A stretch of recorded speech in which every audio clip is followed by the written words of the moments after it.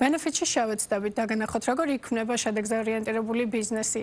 ბიზნესი, რომელიც ქმნის რეალურ სარგებელს და იმსახურებს ნდობას. ჩვენი დღევანდელი გადაცემის სტუმარია ლოგისტიკური კომპანია Translive-ის თანადამფუძნებელი და გენერალური დირექტორი გიორგი ჟღარკავა. მადლობა გიორგი სტუმრობისთვის, მიხარია რომ ჩემი რუბრიკის პირველი სტუმარი ხართ. ძალიან დიდი მადლობა პირველ რიგში მოწვევისთვის, მოგესალმებით თქვენს მაყურებელს და იმედი მაქვს, აი საინტერესო ინფორმაციას გაგიზიარებთ ლოგისტიკაზე. გიორგი, პირველ რიგში მინდა დავიწყოთ საქართველოს როლზე და მნიშვნელობაზე, როგორც რეგიონული, ისე საერთაშორისო ლოგისტიკურ ჯაჭვში.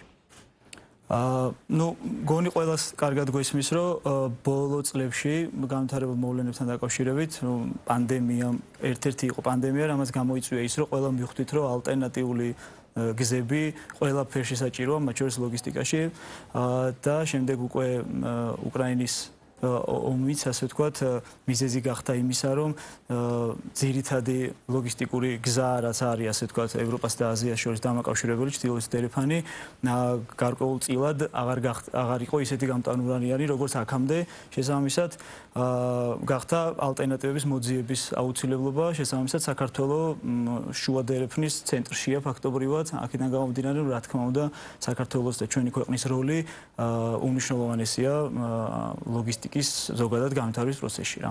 გიორგი, შუა დერეფანი გარდა უსაფრთხო სავაჭრო გზისა, კიდე რა უპირატესობებით გამოირჩევა როგორც ჩრდილოეთ, ისე სამხრეთ დერეფანთან შედარებით?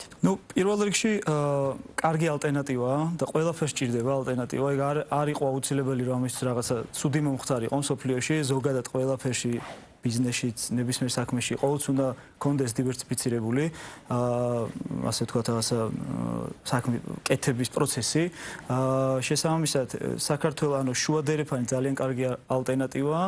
რა თქმა უნდა, როგორც თქვით, სწორად თქვით, რომ არის უსაფრთხო და სანქციების თვალსაზრისითაც ძალიან, ასე ვთქვათ, ნაკლებად რისკიანი. აქედან გამომდინარე, ეს არის ალბათ ძირითადი პლუსი. ამასთანავე საქართველოს აქვს პირდაპირი გასასვლელი შავ ზღვაზე. ჩვენ გვაქვს საზღვაო, გვაქვს სახმელეთო და გვაქვს სარკინიგზო მიმოსვლის საშუალება. კასპიის ზღვაზეც მარტივი გასასვლელი გვაქვს და ეს თავისთავად რაც ბუნებრივად გვაგდებს ჩვენ ძალიან კარგ პოზიციაში. თუმცა აუცილებლად უნდა ითქვას ისიც, რომ ეგ არ ნიშნავს იმას, რომ რომელიმე სხვა დერეფანს, ამ შემთხვევაში ჩრდილოეთთან სამხრეთ დერეფანს გაჩერებულია და არ ვითარდება და არ ნიშნავს იმას, რომ რაღაცა რაც მემკვიდრეობით გვერგო, ამას ასე ვთქვათ, განვითარება და გამოყენება არ ჭირდება რა. აუცილებლად ამას უნდა დახვეწა, იმიტომ რომ სხვა შემთხვევაში ალტერნატიული გზები აუცილებლად განვითარდება.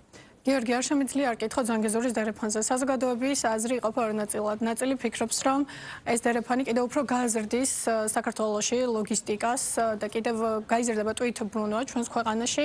ნაწილი ფიქრობს, რომ შესაძლოა ამ დერეფანმა სრულიად თამაშგარე მდგომარეობაში აღმოჩინოს ქვეყანა. თქვენ რა პოზიცია გაქვთ ამ საკითხთან დაკავშირებით?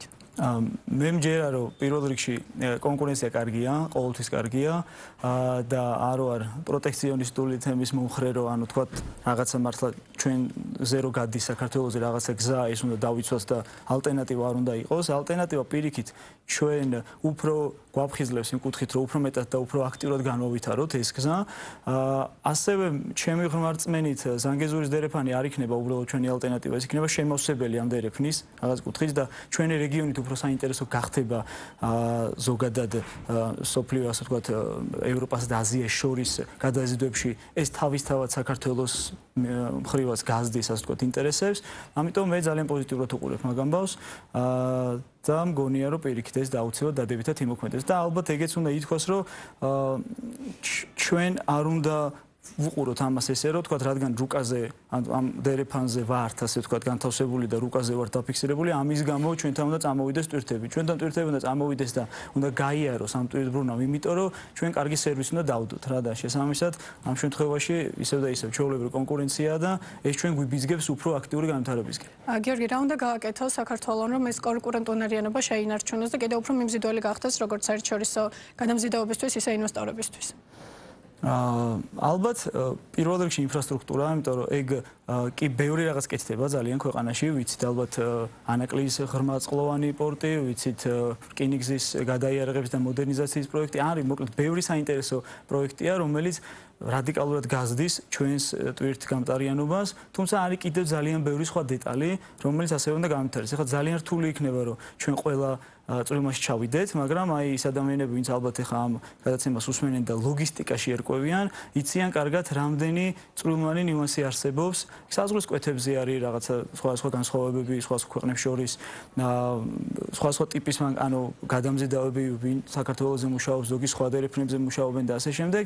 ამიტომ ჩემი აზრით ამ დერეფანს უნდა შევხედოთ როგორც პროდუქტს და უნდა შევხედოთ ესე, რომ ანუ სრული experience-ი, ასე ვთქვათ, გამოცდილება მომხმარებლის უნდა იყოს მაღალი დონის რა და შესაბამისად თუ ჩვენ ამ ყველა რაღაცა წვრილმას ჩაუღრმავდებით და განავითარებთ, ცალსახად ასე ვთქვათ, ეს დერეფანი უფრო და უფრო საინტერესო გახდება და ისევ ბუნებრივად ძალიან დიდი პოტენციალი გვაქვს. ეხლა საუბარი იმაზეა, რამდენად გამოვიყენებთ ამას.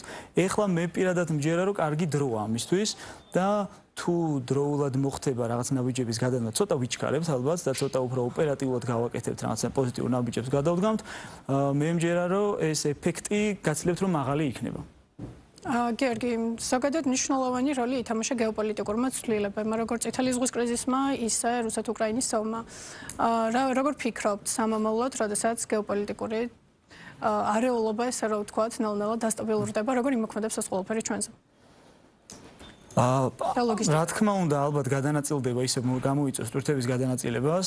ძალიან კარგი იქნება იქ თუ მალე, ასე ვთქვათ, გაუმჯობესდება, იმიტომ რომ ის რაც ხდება არავისთვის ანუ თალსახად მისაღები არ არის და ალბათ ეს აუცილებლად გამოიწვევს ამ ტვირთების გადალაგებას, მაგრამ ისევ და ისევ ჩემი ღმერთმენით ტვირთი უნდა მოდიოდეს ჩვენთან, ან ჩვენ დერეფანზე არა იმიტომ, რომ ჩვენ სადაც რუკაზე ვარ დაფიქსირებული, ან ჩვენ ან რომელიმე სხვა დერეფანი, არამედ იმიტომ, რომ უფრო კარგი სერვისი ყიდი, უფრო კარგი მომსახურება გაქვს, უფრო კარგი ფასი გაქვს, ხილვადობა გაქვს უკეთესი და ასე შემდეგ. ამიტომ ჩვენ გვაქვს ძალიან კარგი მომენტი განვითარებისთვის და ეხლა თუ სიტყვაზე დავაგვიანებთ ან არ მოვინდომებთ სათანადოდ, რა თქმა უნდა, იმ რაღაც ჩვენს კონკურენტულ უპირატესობას დავკარგავთ, იმიტომ რომ დღეს გვაქვს საშუალება, რომ დროში მოვიგოთ, ასე ვთქვათ, რა, იმიტომ რომ ამ ორ დერეფანს, რომელიც ჩვენი ჩრდილოეთი და სამხრეთი დერეფანი, ხო? დღეს აქვს გარკვეული ისეთი მომენტები, რის გამოც ისეთი აქტუალურები აღარ არიან, როგორებიც აქამდე იყვნენ. ამიტომ ეხლა ეს გიორგი, რა როლი აქვს ზოგადად ციფრული ტექნოლოგიების და ჭკვიანი ლოგისტიკის განვითარებას ლოგისტიკაში, როგორც ვიცი, ტრანსლავის სწორედ აი ამ მიმართულებას ანვითარებს? კი ბატონო, ჩვენ ხო ლოგისტიკურად ციფრული ლოგისტიკური პლატფორმა გავაკეთეთ, დავიწყეთ სადღაც დაახლოებით 4 წლის წინ. ნუ იდეა ეხლა ისევ რომ მიუბრუნდეთ რაღაცა გაუმჯობესებას, ეფექტურობას, ზოგადად კლიენტის თუ მომხმარებლის გამოცდილების გაუმჯობესებას, ყველა ვარიანტში ყველაფერი გადის დახვეწაზე, განვითარებაზე და ასე შემდეგ, ხო?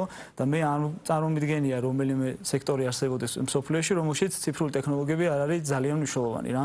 მათ შორის ნუ ლოგისტიკაში კიდევ უფრო მეტად, იმიტომ რომ თითქოს ერთი შეხედვით პროდუქტი მოგაქვს ერთი ქვეყნიდან მეორეში და თითქოს ბევრმა შეიძლება იფიქროს რომ მარტივია, ნუ არაფერი, რაღაცა სრული კონტეინერი ან ტრაილერი მოდის ერთი პუნქტიდან მეორეში, მაგრამ ძალიან ბევრი, ძალიან კომპლექსურია ზოგადად ეს პროცესი რა. ამიტომ ჩემი აზრით და არ უნდა ამას არ ჭირდება ჩემი აზრი, ეს ისედაც ესია ცალსახად, რომ ყველანაირი ასე ვთქვათ გაუმჯობესება, დათვლა რაღაცეების ეფექტურობის გაზრდა, ფასების კორექტირება იქნება ეს თუ რაღაცა უფრო კონკურენტუნარიანობის შენარჩუნება, ყველაფერთვის საჭირო არის რაღაცა ტექნოლოგიები, რომლითაც ამ ყველაფერს დაითვლი. თუ ვერ დაითვლი, ვერც უკეთესადაც ვერ მართავ ცალსახად. აი მაგალითად, ალბათ უკვე წამოვა ნელ-ნელა მწვანე ლოგისტიკის თქვა ტრენდი. ჩვენ ახლა ბევრი საერთაშორისო კლიენტი გვყავს და ისინი სულ სხვა სტანდარტებს ვთხოვენ ჩვენ და ჩვენ ხვდებით რომ საქართველოში თქვა ეგეთი ტიპის მოთხოვნები ჯერ კიდევ ადრეა რა. მაგრამ ეს აუცილებლად მოვა ის დრო და ეგეთი ანუ იგივე მწვანე ლოგისტიკას და ენერგოეფექტურობას და რაღაც გარემოზე ზრუნვას ჭირდება რაღაც გარკვეული წილის დათვლა ამ ეფექტების და ჭირდება რეპორტინგი და ჭირდება უფრო კარგი ხილვადობა.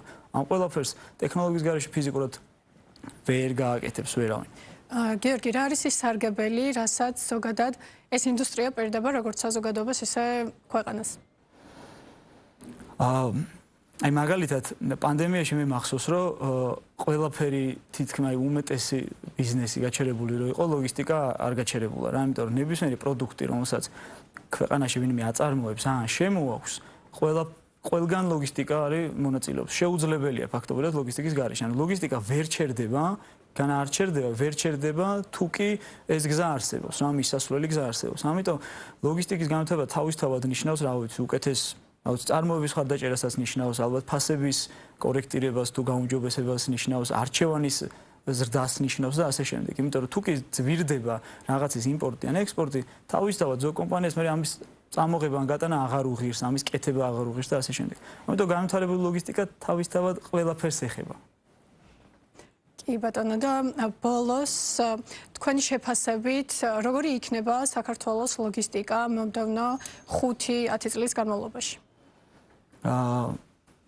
ცალსახად გონია რომ ციფრული ლოგისტიკა იქნება ნორმა, ვფიქრობ რომ ეგ 5 თუ არა 10 წელიწადში აუცილებლად ეგ იქნება ნორმა და ხილვადობა, ეფექტურობა, თქვა უფრო კარგად უნდა იყოს და იქნება საქართველოს ჩასმული აი ამ საერთაშორისო ჯაჭვში.